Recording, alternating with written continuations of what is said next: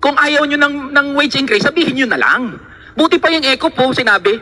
ECOP sinabi nila, we are opposed to any wage increase now. Eh kayong dole, nagtatago pa kayo sa napakarami yung technical jargons eh.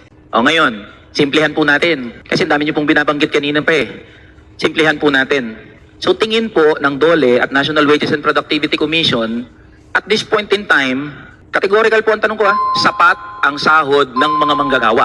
Hindi po natin sinasabing sapat. Ang sinasabi po natin maraming macroeconomic indicators Ayun. na kailangan i-consider ang board base sa mandato nila. Sinasabi nyo na nga po, hindi sapat, pero wag din itaas. Go ahead, Kong Eli, my favorite congressman. Napakasimple lang po eh. Pwede naman kasi nila diretsuhin, Mr. Chair eh. Kung ayaw nyo ng wage increase, sabihin nyo na lang.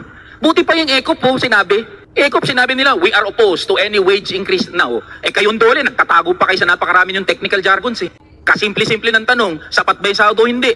Sinabi nyo, hindi sapat. Tataas ba yung sahod? Ang dami nyong palabok, ang dami nyong paikot-ikot. Sasabihin nyo, in the long run, tinitignan natin in the long run, ano magiging epekto sa ekonomiya. Eh nung walang gera, nung mapayapa pa, hindi nga gumalaw yung sahod ng mga manggagawa eh. Sabi nyo, mag-adjust ang mga manggagawa. Patas na oportunidad, hindi po patas yung mga pinagsasabi, yung mga naririnig natin sa ilang hearing na lumipas na dito.